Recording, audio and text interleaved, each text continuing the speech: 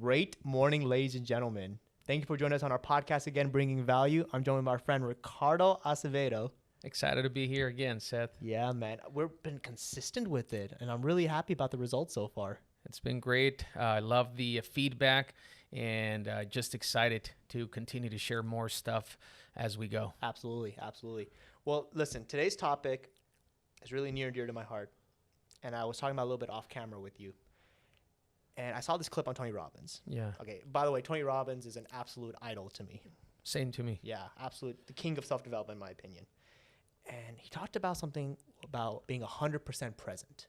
Now, Yes. when I say 100% present, I think, let me just expand on that a little bit from what he said on the video. He talks about being 100% there, not partly there. When I say that, for example, let's say in this conversation right now, Right. I'm not looking at my phone. I'm not thinking about what I got to do after this podcast or before this podcast. Right. I am in the zone of making this conversation and this podcast happen. Yes. And I feel like so many people, and I know I'm guilty of it too, don't go 100% in, right? Heck, I'm spending time with my family. Guess what? I'm thinking about my phone. I'm thinking about the business after. I'm thinking about what's going on, what happened before. Heck, I'm spending time with a significant other, same concept. I'm at dinner, and Right. my mind is everywhere. Right. I really want to expand on that and how you apply it, at least, to your everyday life. And I want to start at least on the personal side. Like, how do you apply that with maybe your wife, your children, and so forth? It's just creating the same discipline that I create on everything else that I do. It's actually a subject that really touches hard because I've been very self-aware about being present over the last couple of years. Mm-hmm. Prior to that, I was horrible at it. And I could be the one to admit that I wasn't good at it. I have become better and much better at it because I have understanding now and awareness of it, where I created discipline to be able to understand. Because see, I realized I was extremely focused at work. Okay. When it came down to work, I was extremely focused, a machine that allowed me to build and create, obviously, a phenomenal business because I was extremely focused on my business. But I wasn't focused on other areas that were important. So along the way of my personal growth and development, I realized that I needed to be as disciplined and as focused in all areas of my life so that I can fully fulfill all those areas, meaning from a conversation with my wife, conversation with my child, a conversation with someone else, even a customer. It allowed me to really understand how much more productive, how much more did I make that person feel good about themselves, because I was actually there present and listening to them, and the connection was bigger and deeper because I was able to really connect with them to a deeper level, because you can sense when somebody is talking to you. Yeah, you were telling me about that. I remember. I could sense it. When you're talking to me and your eyes are rolling somewhere else and you're talking to me, but at the same time you're rolling, I immediately know that you're here talking to me, but your mind and your thoughts are somewhere else. Mm-hmm. And that's because we don't discipline our mind in our thoughts, basically, to focus on where we're at that given moment. Mm-hmm. But, I had to go through the process, man. I had to be able to understand it and be alert and recognize it so that I would be able to actually work on it and create a discipline on it to make sure that I was able to apply focus on whatever area I was actually trying to accomplish at that given moment. What would you suggest for people? For example, like there are times where something's just bothering them, even though they want to be 100% present. It's in the back of their mind, and I'm sure you can probably relate a couple of times. What do you suggest in those moments? Is it just trying to figure out a way to calm yourself down? Is it? Yeah, obviously calm yourself down, stop thinking about that thing, and then just relate your idea and your concentration to the conversation, and then obviously you get.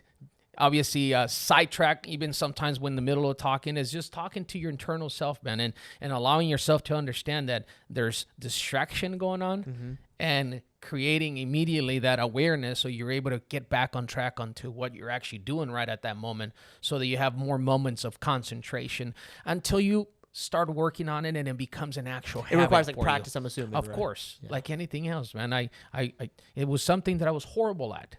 But I became better at it, and I'm working on it right now as we speak because, I've experienced the difference between, let's say, example, the relationship with my wife, the relationship with my kids. Now that I understand it, now that I'm actually applying it, and I keep working on it, our conversations and our connections have become better because we have more connection because we're more present on the conversations. That makes sense. And we apply it as a family. You know, we know that if we're going to go to dinner, we're going to sit down, we're going to have a family time, we need to put our phones away. Yes. We're not going to have it handy. And if we are, it's because we've discussed, this meeting or whatever the case might be, is we're going to take it this route. But when we're having that, that one-on-one time or family time is we get disconnect from our phones because we want to make sure that we're able to have deep conversation levels where we're actually listening to each other and we're hearing what we're saying and we're feeling what we're talking about. I want to definitely emphasize that the phone, I tell you guys, is the number one distraction. Yes.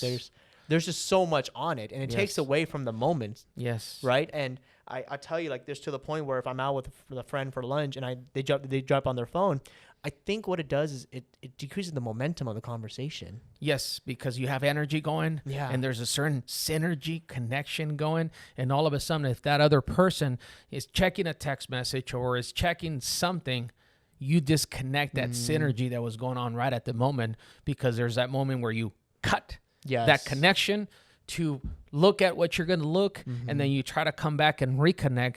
Now you're not in the same level of connection, and that synergy is not the same. It changes. Are you someone that would check your phone while you're having quality time or no? No, I don't. It's very periodically when I do because there's something that I know I have to check because there's a responsibility that might be something that is bothering me.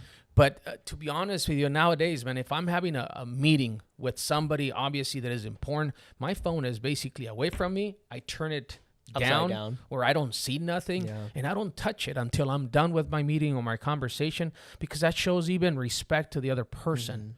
That I'm across the table or wherever we're doing our meeting, that shows respect to that person, that I care about what we're talking about and that our conversation and our level of connection is there.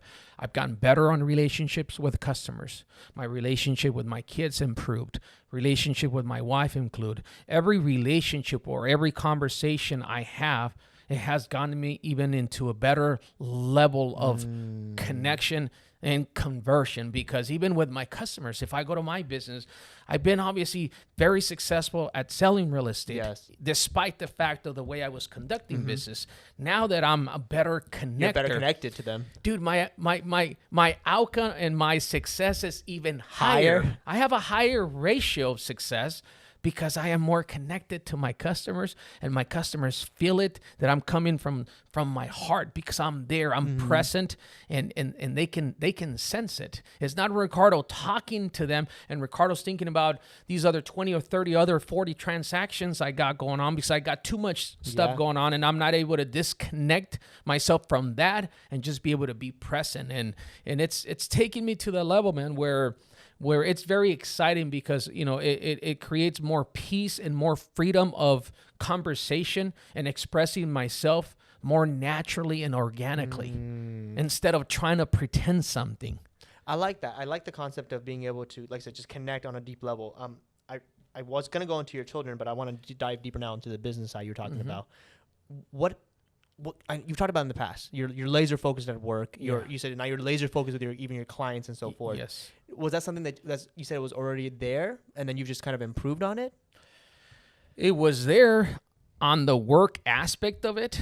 So on the grunt work or the back end work essentially? Well, just focus on doing what I had to do to obviously lead generate, call customers, do what I was necessary, obviously, to generate business for the company, meet customers, help them with their processes, but not being fully thorough in the commitment level of the connection of the communication. Yeah, exactly. Would you say that communication, because I agree with it, communication is just such a huge part of the business? It sure is, man. It's probably the number one thing.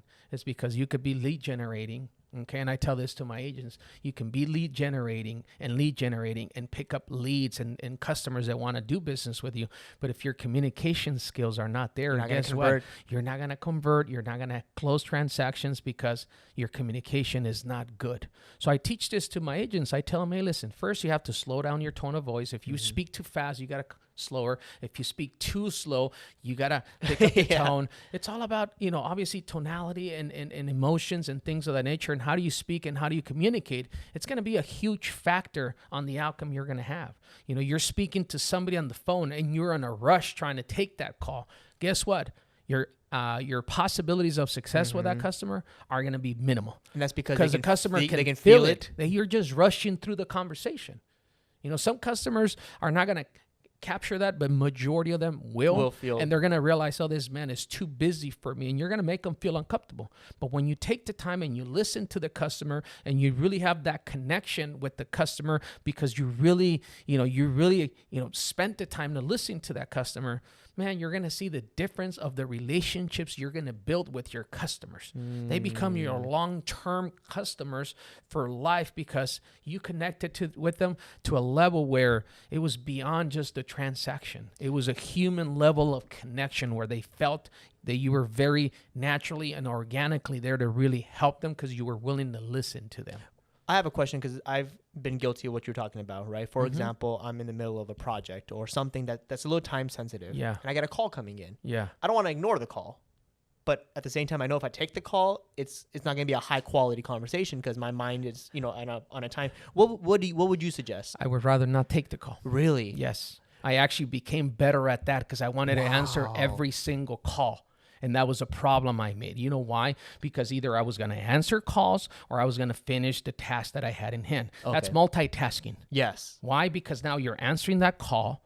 You stop that time-sensitive project. You're rushing through that conversation. Then you're getting back to your activity. Now, in my opinion, you now lost even track of your project because you stopped to get that call. So in my opinion, you're not doing a good job at either one of the two. Wow. So what I started doing, and it's been a while, even though I know it's a call that I have to take, but if I'm in the middle of something, I have the tendency not to answer the call, finish my task, so that when I return the call, I can return it with patience and the ability to be able to listen and have a really good connecting call with that person. Being 100% present. Absolutely. That's what I've done. Okay. I've done that for the last couple of years, man, and it has worked phenomenally well for me. And think about it. A call comes in. Can that call wait 5 or 10 minutes or 15 minutes? Probably yes. It's nothing urgent, right? And if it is urgent, then it's going to get there when it gets there. Yes. So it doesn't change. But I think a lot of the times, and I understand we're in the business of customer service. We want to make sure we answer the phone immediately for our customers. But understand that if you do that, in my opinion, you're actually doing a disservice. Exactly. Because a customer is going to say, well, this guy I call him, he's always on a rush. I've had people telling me, hey, I talked to such and such, and he sounds to be always on a rush. He never listens to me. And I'm like, oh, man, I understand that because that was me too. I went through that process, and believe me, it's not a good feeling. Yeah. It's not a good feeling because people understand it, and they feel it. And when they call you, they lose respect for you. Because they're like, that man is too busy for me, and he doesn't have the time to really even slow down to speak with me. So I created the habit of not answering until I'm in the position to be able to fully devote myself to that call. I think I want to circle back to what you said earlier, because I myself, again, have been guilty of it. I'm sure you've been guilty of it, like you were mentioning. And also I feel when I talk to people every now and then, even though I may not know what I'm feeling, I just know it's not necessarily a good feeling. Like you're saying, energy doesn't lie, right? Yes. I think everyone that's listening, and even yourself right now, can admit that when you're having a conversation, you can feel whether it was a good conversation or a bad conversation. As soon as you're actually in the middle of the conversation, you can feel it. You can already feel it, right? Yeah. You don't have to hang up to understand and know. Yeah. And I think that's such a huge takeaway because you're right. I can tell you, I can probably count the number of times it's happened forever where I took a call in the middle of a task and I regretted it after. Because you know what probably happened? And not even probably I know exactly what happened. One, the conversation was low quality. Right. And then, unfortunately, I forgot to finish the task or the task was not completed correctly. Yes. That's exactly what I mentioned earlier. That's exactly what happens because I've experienced that for many years. And I realized, this is what happens to me. How can I be more productive? How can I connect better? Okay, I realize where the problem is coming. And this is through reading and understanding. And it just didn't came out of nowhere. It's just, personal development is starting to understand things that are important, things that make you better as a human being, because it could be applied to everything in life, to any area of life. Wow. You know, from family to business to pretty much everything. It ties in perfectly, being 100% present. Just because you're not talking to somebody, if you're doing a task, be 100% present on that task. Yes. Be it then, after you're done 100% on that, guess what? You can move on to the next thing. It's like, you know, I realized it because any times that my pipeline, my business pipeline was kind of slowing down, you know what I knew I needed to do immediately? Anytime I took a call or that I was doing my prospecting, I would know I need to take my time slowly to scrub through the call, take my time correctly with this customer, and I knew immediately that my pipeline was going to start picking up again because I was going to spend more quality and more time. Therefore, I was able to convert and close more transactions with customers because I spent more quality time on that call to be able to have a better success of the outcome of the call. You are like speaking to me so right? I'm resonating so well because just a couple, I can remember from the top of my head, like a moment where my pipeline was slow. Yeah. And I was like, okay, Seth, when a call comes in, have a nice conversation with them. Like, you know, like you would have maybe when you're, you know, because you're already great at what you do and you already know I'm great at what I do. But a lot of the times what happens is we're so fast paced that we do not allow the connection to get to the level of, again, a business transaction, because we're so fast-paced that we're doing a disservice to the customer and into our own business by doing that. It's almost like the fundamentals, right? Like back when you first started, that's how you would be, I'm sure. You'd be 100% present because, heck, your pipeline is nothing at that point. And I think that's such a powerful concept, to be 100% present on, again, every task you're doing, but also mainly is when you're taking those calls. Because especially in today's world, right? We're talking about Zoom calling and phone calling now. Right. It's hard to be, I mean, it's much easier to be 100% present when you're in person. Right. But I'll tell you, it's a lot easier to get distracted when you're on the phone. Right. And to, you know, the kids are running around there, you know, putting yourself in the environment of, you know, a lot of noise or something. Yeah. Is that, and I kind of want to go into that actually, which it leads me to my next part, which was, how do you become 100% present for those who are, you know, working from home, for example? Do you put yourself in an isolated area? Cause I personally do. Yeah. I have to, because obviously, first, because I have the ability to do so. There's some people that unfortunately can't because they're the ones working and handling their children at the same time, which I know that's even more difficult. But obviously, you have to find your zone, right, where you're able to just focus and don't allow the distraction of the outside noises get to you. And again, it's one of those things that you have to work on it, period. You know, at the beginning, you're not going to do great at it. Yeah. But see, if you're fully aware of it and you're self-aware about it, then you're working on it. And that's obviously how you build yourself to become better at it. I like that. You basically set the goal of the 100% and then try to reverse engineer it. Right? Yes. Because then, for example, heck, if you could put a percentage to it, let's say you're only 50% present, maybe work your way to 60, then to 70, then to 80, then to 90. Yes. And then eventually get so good at it, hopefully, that you're just... I think I've been able to make better relationships in the last few years, Seth, because I've been able to find more value on people because I was able to actually listen to them with my heart. Wow. Versus just listening and not being 100% there because, again, because of me just being with so many things going on. Yeah. And it's beautiful, man. It's been a beautiful experience. And why has it been a beautiful experience? Because it has allowed me even to connect myself even more to myself. Because I can find the more human level to that person that if I would have talked to that person before I had the ability to understand how important this was, I would have probably never found the true value or meaning of that conversation that I had, because I was at a different stage of my life where I can actually truly connect and take conversations to more of a deeper level that I couldn't have before.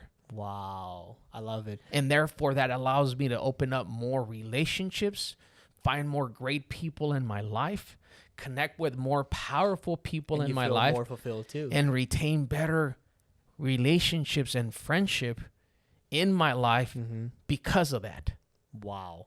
And it resonates with the conversation I had at lunch just a couple of days ago. And I was telling my friend, have you heard of those 5? And this is not too off topic. I promise I'll tie it in. You've heard the 5 love languages, right? The 5 what? The love languages. No, I think I have not. Oh, but once you state them, maybe. Yeah, it's an incredible book. It talks to you about how every human has 5 love languages, and you lean typically to 2 of them. I see. And so, no, I have not read it. By the way. No, incredible. I would suggest it. So the 5 love languages are words of affirmation, okay, physical touch, gifts. And when I say gifts, I don't mean like actual gifts. I mean like thoughtful gifts concept, quality time. Okay. And the last one always escapes me. I'll have to circle back to that one. But because the one I want to talk to you about is quality time. Sure. So I'll tell you, when I took the test, I was words of affirmation and physical touch. This was 2-3 years ago. And this is when I was telling you, I was feeling starting to get disconnected to the process. And I had lunch the other day and I said, I kid you not, if I took the test today, I'd probably be quality time. Because I enjoy so much now being 100% present and just enjoying my time and conversations with quality people. Right. And I feel even more fulfilled as a human being because of it. As you're saying that, it's like a plate of food. It's either it's well prepared and seasoned and it has good taste and you have a good taste, or just a simple plate without any taste. Do you see what I'm saying? Is like you're eating, you're in a conversation where there's feelings and there's taste and there's heart and there's emotions going back and forth. Therefore, you enjoy it more. And when there isn't that, then it's like you're eating something that has no taste and it has no sense. Wow. Yes, I agree. And that's why I can't get enough of it. I made a little comment the other day. I said I would trade everything I have right now just to enjoy these kinds of moments the rest of my life. I think that's what sets us apart in our lives, man, when we get to a point where we really start understanding true values of just relationships, conversations, but connections. Yes. When you truly connect with people. As human beings, we're naturally just connectors, right? We connect with people. But to what level do we connect with people? And I think that's when we start really, again, finding more of deeper understanding of that person or that individual that you're talking to. And that's when you start, taking those relationships into the next level, because there was more connection on that. I really want to emphasize what you just said, because connecting, yes, that's what 100% present lets you do. Yeah, it helps you connect, right? Because if you're not connect, it's like, and think about like we hear the word connect all the time, right? Right. But if you really think about like deep down, like okay, like what is connecting with somebody? Is it a fist bump? Is it no? It's something so much deeper. Right. And I guess the concept is being 100% present with somebody, whether it's through business, personal, your wife, kids, whatever. When you're 100% present, it's easier to connect. Absolutely. Right? Absolutely. I would even argue, like, you and I are gym people. When I'm at the gym, I like to, like, I'm connected. Right. Like, I'm in, like, the term is called in the zone, right? Yeah. I'm in the zone. Right. And the reason why is because I'm 100% present. Right. I'm not trying to talk to too many people. I'm not, I have my iPods in. Yeah. And I'm 100% present on this is my workout. I'm going to finish it at this time, or, give myself a little routine. Correct. And that's how I got the results. Because I'm connected to the process. Right. Now think about applying that to all of your areas of your life. Yes. That's when obviously things really get interesting and you start really understanding how valuable it actually is. And it's definitely a great experience for sure. Wow. Yeah. I love it. I said, like, to me, that's an epiphany. 100% present equals connection. Yeah. And connection can be anything. God. Yeah. When you're 100% present at church. Yeah. I've been to church, I'm telling you. And, before the first 30 minutes, they do the singing and so forth. I'll be honest, I'm typically late to everything in my life. I'm working on it. But there are times where I would get to church on time. And I'll tell you, when I listen to the music, when I'm hearing them sing, and I really get in the zone, right, the sermon I feel more connected to. Yeah, I know that. And looking back, it's not because the sermon was better. Is that I was 100% present. Whoa, yeah, it's huge, right? Like, well, you think about it. If you've been on that church, every year they go through the same gospels and the same thing over and over again, right? And you said it right now, because I've experienced the same thing. You heard it last year, the years before, but you probably didn't listen to them as well as you have now. If you're in a better, situation in your life on connection portion of it, that you actually really enjoy the message, and it roots, it goes right into the deeper soul of yourself, because you're actually really present and you're actually really grasping the message. And it feels so different when your body's been there before already, but it was probably not in the same connection level and close. Rooted to the message that is not really touching you the way it does at that current moment because you were not connected to it prior to that. That's huge. Think about it. That means you may have tried something, but because you weren't 100% present, right, it didn't resonate. That's correct. That means you've heard the term, it wasn't them, it was you. Same concept. You know, holy moly, that's huge, man. Yeah. Awesome. Well, hey, listen, we're almost out of time. Is there any last comments you wanted to leave? No, not that I can think of. Powerful. Yeah, so it's powerful. good stuff. Yeah. I just want to, one more time, just because I've said it, I know it's hitting me home, and I know the more I say it, it's going to hit. It's 100% present means connected. Yeah. And then we say it all the time, when you're connected to the process, when you're connected to God, when you're connected to the whole thing, it just... Well, the outcome is much better, man. Yeah. You're connected to your process at work, you're going to have a better outcome, right? You're connected to your workouts, you're going to have a better process. Yes. You're connected and sold on your relationship, it's going to be a better relationship. So, and again, it requires mentally discipline, mental discipline to know and be aware and understand that it's something that you're working on, that you want to accomplish and you want to master.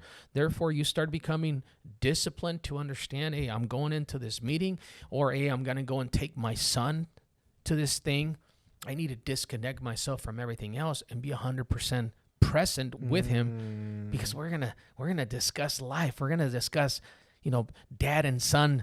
We're going to have a dad and son conversation. I need to be present so I can listen to my son, so I can listen to my wife, or I can listen to my customer. And I guarantee you, man, the outcome is going to be much, much better. Wow. Well, hey, powerful episode, you guys. Leave any feedback. If you have any questions, feel free. Ricardo, I know you're pretty good responding back. So. Absolutely. Looking forward to it. I hope you guys enjoy it. Happy holidays to all of you guys. And we wish you nothing but greatness and blessings and health for 2021. Awesome. Thanks for joining. See you, guys.